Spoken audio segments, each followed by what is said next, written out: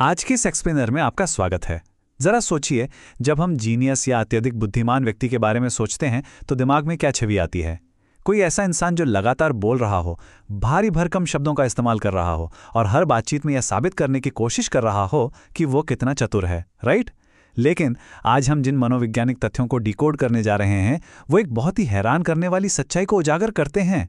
सच तो यह है कि असल बुद्धिमत्ता अक्सर ज्ञान के शोरगुल वाले प्रदर्शन से बहुत दूर, बहुत ही शांत, रहस्यमय और कई बार गलत समझी जाने वाली आदतों में छिपी होती है। इंटेलिजेंस सिर्फ ये नहीं है कि इंसान के पास कितनी जानकारी है, बल्कि असल बात यह है कि उसका दिमाग उस जानकारी को प्रोसेस कैसे करता है। तो चलिए आज के हमारे इस सफर का एक क्विक रोड मैप देख लेते हैं। हम शुरुआत करेंगे बुद्धिमत्ता से जुड़े कुछ आम मिथकों से, फिर चलेंगे एक जीनियस की एक्टिव इनर वर्ल्ड यानी सक्रिय आंतरिक दुनिया में। इसके बाद हम देखेंगे कि वे बाहरी दुनिया का विश्लेषण कैसे करते हैं, उनका लचीला और जिज्ञासु दिमाग कैसे काम करता है, और आखिर में हम सच्ची प्रतिभा को एक बिल्कुल नए नजरिए से डिफाइन करेंगे। सेक्शन 1, बुद्धिमत्ता का भ्रम, स्टीरियोटाइप्स यानी रूढ़िवादी सोच बनाम असलियत। देखिए, सोसाइटी का एक सेट पैटर्न है। अक्सर ऐसा माना जाता है कि जो व्यक्ति सबसे तेज बोल रहा है और लगातार दिखावा कर रहा है वही सबसे स्मार्ट है। लेकिन मनोवैज्ञानिक वास्तविकता इसके एकदम उलट है।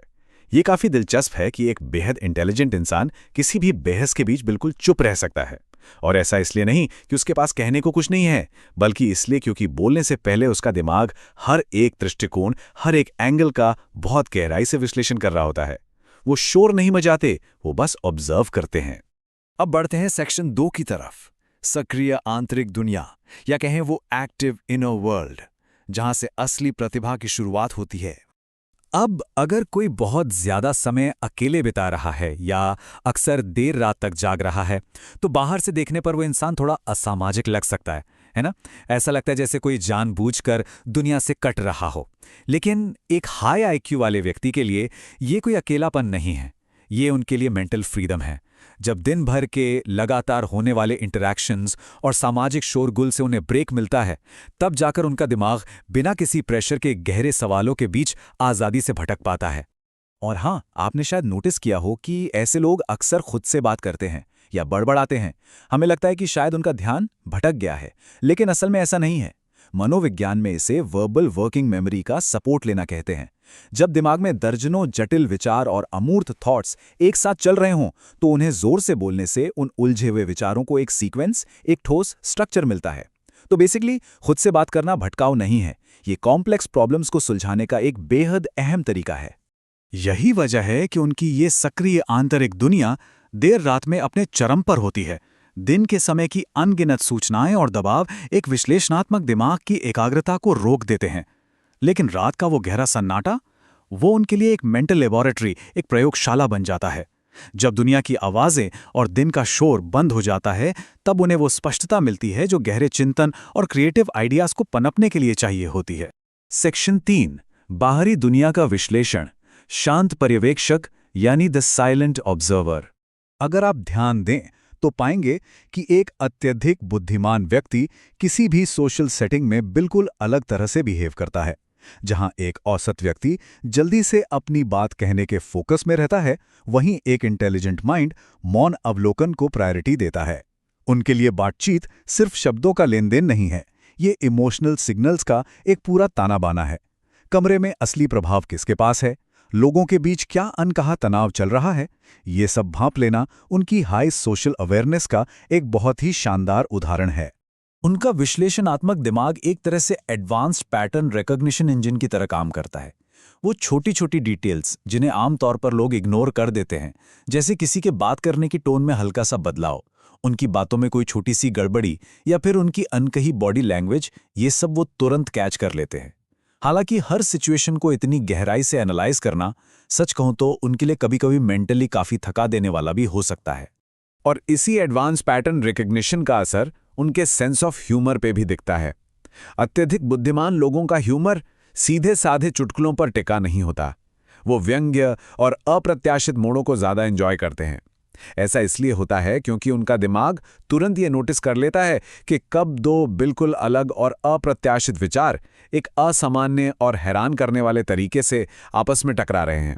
इसे असंगतता की पहचान कहते हैं और ये उनके लिए किसी मेंटल गेम से कम नहीं है। सेक्शन 4 लचीला और जिज्ञासु दिमाग, पूरे ब्रह्मांड पर सवाल उठाना। अब इस स्लाइड को देखिए। ये इंट्रिंसिक मोटिवेशन यानी आंतरिक प्रेरणा को बहुत ही खूबसूरती से दिखाती है। कैसे एक सामान्य सा सवाल देखते ही देखते घंटों की क्रॉस डिसिप्लिनरी खोज में बदल जाता है। अत्यधिक बुद्धिमान लोगों के लिए दुनिया सिर्फ जीने की जगह नहीं है, ये एक पहेली है।